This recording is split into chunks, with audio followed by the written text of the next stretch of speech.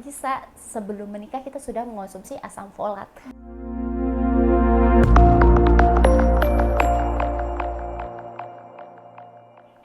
Halo Bimom, selamat datang di podcast Bemomio bersama Bidan, spesial dari Bemomio sebagai teman wanita dalam memenuhi nutrisi kehamilan.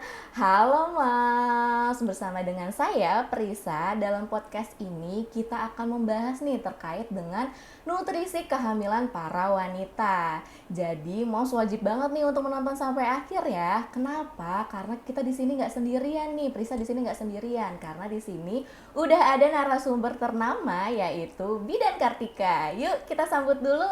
Halo Bidan. Halo Mbak Prisa. Apa kabar nih Bu Bidan? Alhamdulillah sehat. Gimana ya? Mbak Prisa? Sehat juga Bu Bidan, alhamdulillah. Nah boleh nih Bu Bidan disapa dulu Moms and Dads yang lagi ada di rumah. Halo Mom Dads, perkenalkan aku Bidan Kartika, aku merupakan praktisi prenatal gentle yoga dan praktisi hypnobirthing, infertility, dan konselor laktasi. Aku juga merupakan ibu dari 1 anak. Oke, berarti memang sudah ada sertifikasi Birthing. Wah, ini menarik sekali ya. Cuma mungkin nanti sebelum kita membahas terkait hypnobirthing, kita akan membahas dulu nih terkait dengan persiapan kehamilan untuk para moms yang ada di rumah gitu. Kenapa? Karena kan para moms ini kan banyak juga nih ya yang sedang mengalami kesulitan hamil, dari mulai kekurangan nutrisi, baik itu pola hidupnya yang tidak teratur mungkin. Nah, itu juga nanti bisa jawab oleh Bu Bidan ya. Oke Bu Bidan, mungkin langsung aja ya di pertanyaan pertama. Kira-kira bagaimana sih Bu Bidan pola makan dan juga pola nutrisi yang dapat membantu peningkatan kesuburan, baik itu untuk para moms dan juga dads yang ada di rumah? Ya, sebenarnya kalau kita masalah tentang promil ya Mbak Prisa, kita perlu menarik belakang jauh banget nih. Ketika kita memutuskan sudah menikah, artinya kita sudah mempersiapkan untuk perencanaan kehamilan. Jadi perencanaan kehamilan bukan saat kita sudah menikah, tapi perencanaannya jauh sebelum menikah. Karena kenapa? Karena kebanyakan sekarang banyak wanita juga yang mengalami PCOS ya. Nah, kenapa? Karena mereka tidak hidup sehat. Tanpa kita sadari, saya makannya sehat kok, Bubit, makannya tanpa yang gula-gula, tapi kandungannya tinggi gula dari makanannya. Nah, apalagi sekarang sering minum minuman manis ya, jadinya dia resisten pada gula. Ketika kita makan, kita harus mengurangi gula itu. Nah, kita bisa dengan banyak konsumsi makan sayur, buah-buahan, mengurangi tinggi gula, kemudian olahraga sehat, kemudian pola tidur. Masalah promil, kita bukan masalah dari sebelah satu pihak aja, dari perempuan saja, tapi kedua belah pihak, baik yang suami apapun perempuan. Sedangkan perencanaan ini dari sejak perencanaan kehamilan dari jauh sebelum menikah. Jadi kita sudah tahu nih, oh kita yang doyan makannya instan-instan junk food, seblak ya. Wah, seblak atau bakso aci ya Bu. Jadi kita harus bisa mengurangi itu tuh. Nah, dari sekarang mulai makan sehat, kemudian kalau bisa sebelum menikah kita sudah mengonsumsi asam folat. Karena asam folat baik untuk mencegah terjadinya kecacatan pada janin. Kemudian kita sekarang bisa mengurangi gula. Ketika promil, ya kita sudah tahu nih, memastikan 6 bulan sebelum kita sudah penuh konsumsi asam folat. Karena kita nggak tahu kalau menikah apakah langsung dikasih titipan apa belum. Kalau kita belum mempersiapkan sebelum menikah, kalau sudah dikasih kan kita tidak tahu ya apa yang terjadi. Makanya sekarang juga banyak yang ibu hamil, baru hamil tapi keguguran. Nah, karena belum siap nih rahimnya. Tapi kalau kita sudah jauh-jauh hari mempersiapkan dengan asam folat, rahimnya sudah sehat, udah siap untuk dibuahi. Sama pihak suami juga pola sehat. Dari tidur, pola tidurnya gimana sih? Saya tidurnya 8 jam kok Bubit, tapi tidurnya jam 12 malam gitu loh. Ya tidak, kita kan tidur harus dari minimal banget jam 9 ya. Kemudian bangunnya ya maksimal 8 jam tidur. Kemudian tidak merokok untuk para suami, tidak minum minuman alkohol, dan ada yang mengatakan pakaian juga mempengaruhi, jadi tidak menggunakan pakaian yang ketat. Kemudian taruh ponsel jangan di saku karena radiasi, juga ada penelitian mengatakan itu. Kalau pola makan bisa perhatikan yang benar-benar sehat, tidak junk food ya. Kita banyak karbo sama protein dan sayur buah. Wah, ini menarik sekali ya Bu Bidan ya, karena memang persiapannya justru bukan pada saat sudah menikah ya. Namun pada sebelum menikah nih untuk jauh para sebelum. Iya, wanita mungkin yang suka seblak ya kan. Seblak, mie instan ataupun bakso aci dan bakso-bakso yang lainnya yuk mulai kurangi ya. Karena memang pola makan itu sangat mempengaruhi untuk persiapan rahim untuk para moms yang ada di rumah. Oke, selanjutnya nih Bu Bidan terkait dengan persiapan mental gitu. Karena kan sekarang tuh banyak ya Gen Z gitu, Gen Z gitu lah ya. Terkait dengan mental health gitu. Nah, itu tuh berpengaruh nggak sih terhadap persiapan hamil ini gitu? Karena udah banyak banget yang sharing-sharing di TikTok itu tuh terkait dengan aku tuh nggak suka sama lingkunganku karena sering banget tanya kapan hamil, kapan hamil. Nah itu kira-kira gimana nih Bu Bidan untuk persiapan mental dan juga mungkin nanti fisiknya ya untuk persiapan kehamilan yang sehat. Baik, jadi dari segi mental kita bisa bicarakan sebelum menikah sama pasangan kita ya Mbak. Apakah menikah ingin langsung punya momongan atau ingin menunda, mungkin masih ada yang sekolah, apa ingin mengejar karir. Nah itu bisa dibicarakan, jadi kesepakatan kedua belah pihak. Mungkin ada yang misalnya Mbak Friska pengen nunda dulu, suami pengen cepet nih gitu ya. Itu sebenarnya akan berpengaruh di sebenarnya kalau di kita di hypno infertility. Jadi afirmasinya nggak sama nih tujuannya. Ketika afirmasinya berbeda itu tolak menolak energinya. Kalau di hypnobirthing ada namanya energi. Jadi afirmasinya semakin sama, semakin kuat energinya. Jadi kita harus menyamakan energi itu, satukan misinya dulu nih. Mau kapan promilnya, pengen punya momongan kapan siapnya. Jadi kita sehat secara lahir dan batin. Jadi bukan hanya memuaskan ya, memuaskan dari omongan tetangga, kapan nih hamil gitu loh. Kok udah hamil setahun belum punya anak gitu. Akhirnya ibunya kan stres ya, tertekan. Dan mayoritas yang ditanya perempuan bukan yang cowok ya. Padahal kehamilan itu kan kedua belah pihak. Nah, ketika kita sudah ditanya itu akhirnya kan stres ibunya, hormon kortisolnya menekan nih. Jadi menyebabkan hormon-hormon yang ada di tubuh nggak seimbang. Jadi kita gimana sih mengelola emosi itu yang hadir? Kalau di kehamilan kita ada namanya hypnobirthing. Ibu hamil mungkin ada yang bilang harus bahagia ya, harus happy. Padahal nggak bakalan manusia happy terus ya Mbak Friska. Betul. Pasti ada sedih, ada marah, ada bahagianya. Tapi gimana sih kita mengelola emosi itu? Sama ketika kita promil kita, mungkin kita ditanyain terus kan akhirnya sedih ya. Kita nggak tahu nih perjuangan ibu ini. Jadi kita tidak boleh mengejudge kalau kita di hypnofertility ya. Kita cukup mendengarkan, hadir seutuhnya mendengarkan mereka. Ketika dia cerita ya kita akui emosinya itu. Oh misalkan ibu ini enggak benar, ketika sedih nggak apa-apa sedih, akui. Sama ngobrol sama suami juga kayak gitu. Misalkan aku sedih nih, ditanyain sama si ibu A, kapan kok hamil, nunda ya gitu loh. Padahal ibu itu nggak nunda, tapi kan ada perjuangan yang nggak tahu kita di balik itu ya Mbak Friska. Nah itu kita harus akui, kita biasakan berkomunikasi yang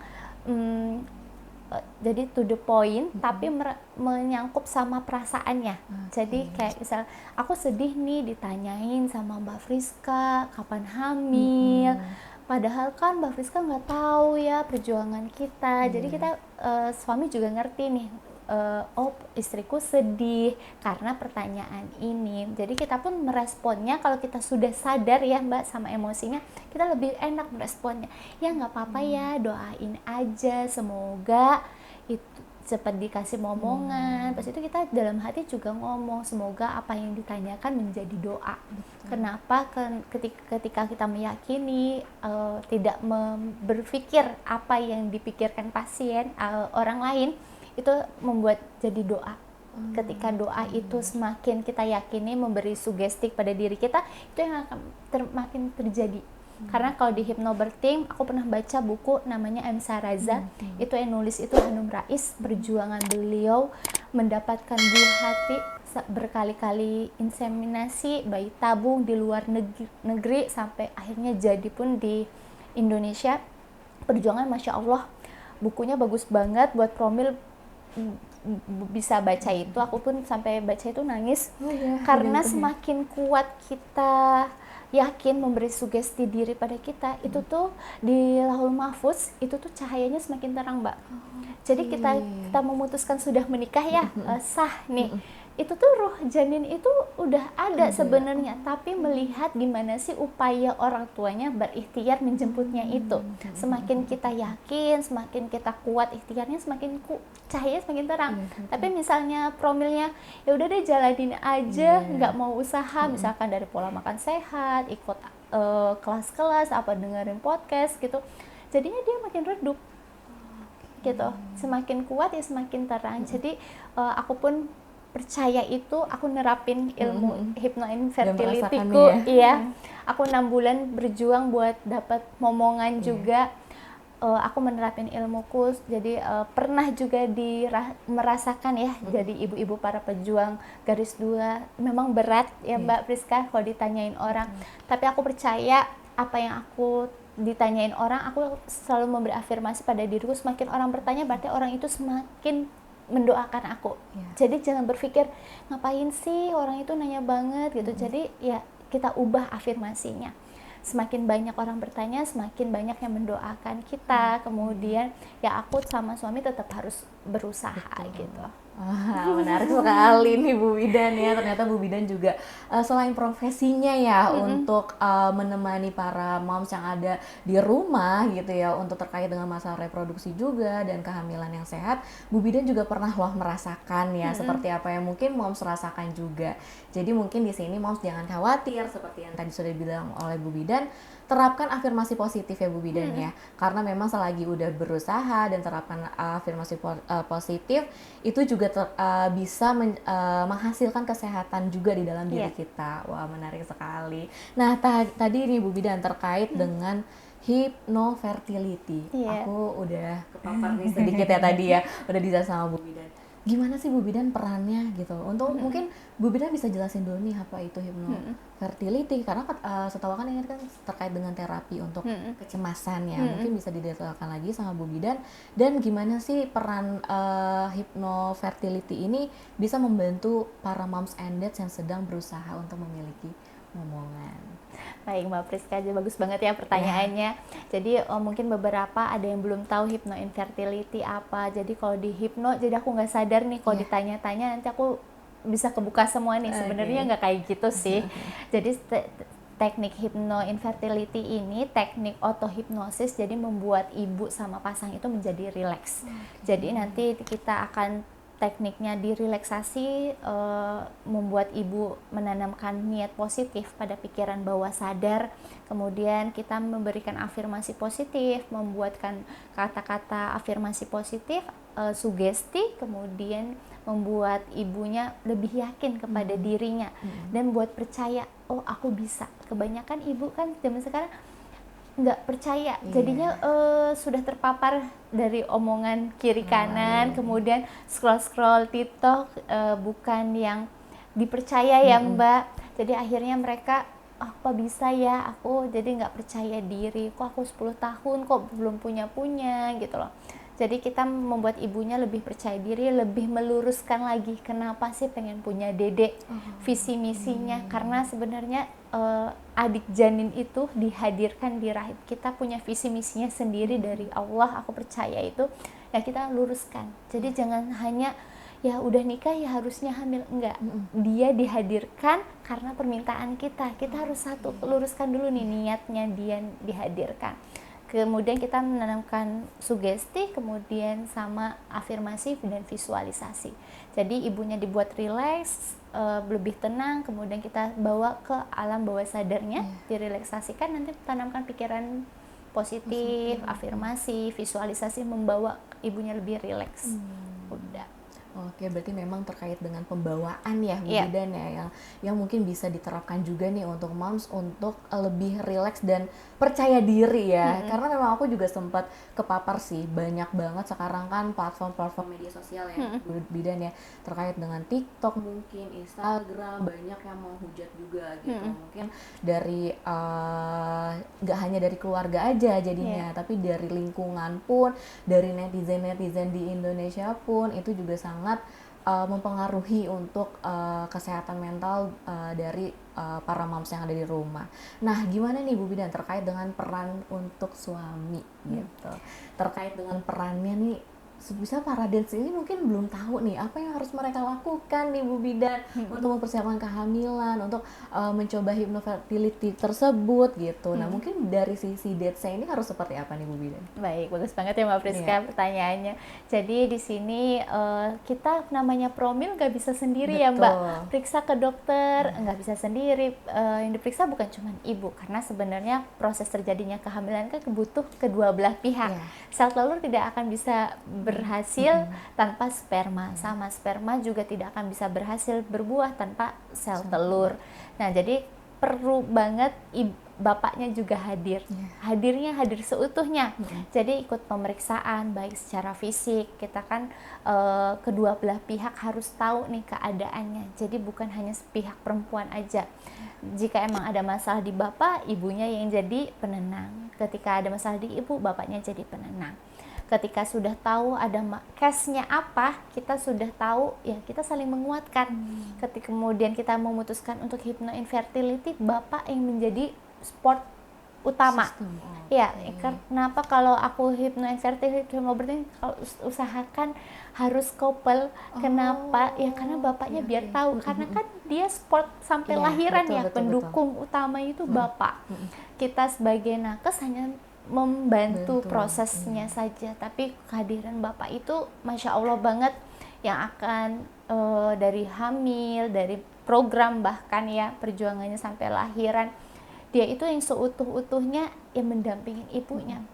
Tapi ketika bapaknya hadir seutuhnya, itu akan terasa Mbak ketika kelas, dia akan lebih antusias. Kenapa? Karena ya prosesnya menjadi orang tua itu harus belajar terus, dari ibu, bapak, sampai mendidik anak. Jadi ketika kita bersama, ya dilibatkan berduanya. Ketika bapak udah tahu promil, misalkan ada masalah, ikut hadir. Ketika relaksasi tahapan tuh aku selalu suami libatkan untuk memberikan afirmasi. Jadi bukan seutuhnya aku, tapi suami juga nanti akan diberikan kesempatan untuk memberikan afirmasi.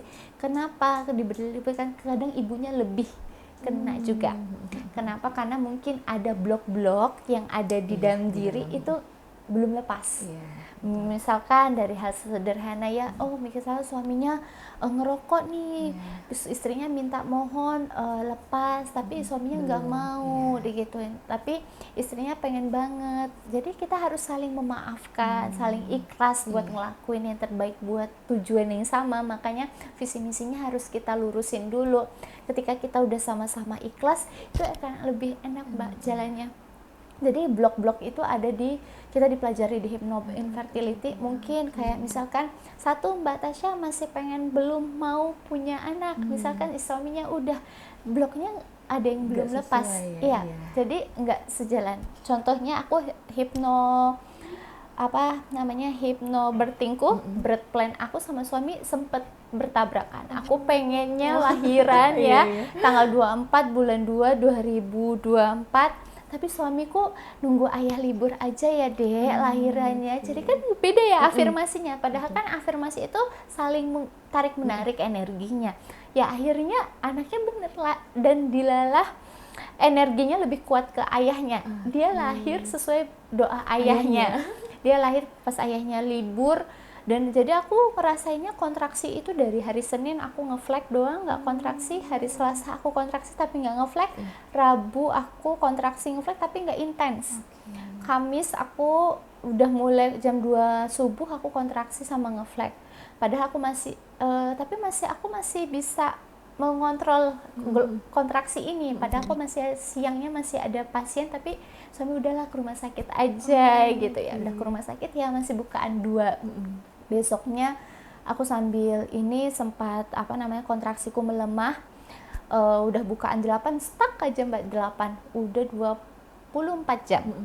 Akhirnya aku kan kebetulan kelahirannya di bidan ya, mau dirujuk ke rumah sakit. Tapi aku sambil menunggu proses itu, aku sambil afirmasi ke anakku, Dek, Bunda percaya Adek bisa munculin kontraksi ini, dan Bunda percaya tempat ini bisa bantu Dedek lahir. Kontraksi itu muncul Mbak. dengan kekuatan doa, afirmasi itu kan bagaikan doa. Kita semakin kita yakin, kita semakin ucapin, itu apa yang terjadi. Jadi anak tuh bener-bener ngikutin kita. Jadi dia langsung muncul kontraksi, ya udah air ketubanku dilalah utuh. Dipecahin baru kontraksinya semakin intens baru lahir. Jadi ya dia memilih lahir yang terbaik menurut Sang Pencipta. Tanggalnya ya tanggal 29 Februari. Dia anak istimewa. Dia anak kabisat ya. Masya Allah banget. Aku pun banyak belajar sama anakku. Dia sempat sungsang di usia 7 bulan. Padahal kalau dipikir aku juga yoga ya Mbak setiap hari karena ngajar. Tapi ya namanya, jadi setiap kehamilan itu proses ibunya belajar mempersiapkan diri itu seoptimal mungkin sampai lahiran. Jadi nggak ada namanya ibu leyeh-leyeh kehamilan menurutku. Ya kita harus bisa semangat, yakin, jangan putus semangat. Karena kenapa ketika lahiran itu hadiah dari Sang Pencipta buat Mbak, para wanita, para ibu. Kenapa? Ya kita nggak bisa mengambil keputusan. Itu tuh dari Allah. Ya kamu pasti bisa ngelaluin apapun proses persalinannya itu. Ya tugas kita berusaha semaksimal mungkin. Ketika sudah berusaha kita akan lebih lega. Misalkan emang harus sesar karena kondisi medis is okay, kan keputusannya buat nyawa kedua belah pihak. Bukan cuma pihak ibu, tapi ada dede juga yang kita perlu selamatkan ya Mbak. Nah jadi kita harus semangat, berikhtiar semaksimal mungkin, pasti hasilnya yang terbaik dari Sang Pencipta. Oke, wah, Masya Allah. Ini Bu Bidan sangat pemaparannya memang sangat menyentuh juga ya terkait dengan tadi hypnofertility. Itu juga dari para dads itu sangat berperan gitu ya, karena di sini juga yang memproses untuk mau mempunyai anak nggak cuma dari wanita aja. Wah, Masya Allah banget nih Bu Bidan ya. Mungkin nanti kita akan membahas lebih dalam lagi terkait dengan hypnobirthing tadi yang udah dijelaskan sama Bu Bidan nih, bakal seru nih mungkin di segmen kedua. Nah untuk segmen 1 kita ini dulu ya Bu Bidan ya, yang bisa aku jelaskan mungkin tadi terkait dengan pola makan yang seimbang dan juga nutrisi yang tepat, asam folat sebelum persiapan menikah mungkin bisa juga ya Bu Bidan ya, dan juga kesehatan mental baik itu dari para moms and dads yang ada di rumah. Oke deh, mungkin untuk segmen ini di sini aja ya aku akhiri. Mungkin nanti untuk para moms and dads jangan lupa untuk nonton di segmen yang kedua ya Bu Bidan ya. Oke, aku Prisa akhir kata ingin mengucapkan terima kasih yang sudah menonton. Sampai jumpa di segmen yang kedua. Bemo Mio bersama Bidan, menjadi ibu dimulai dari sini.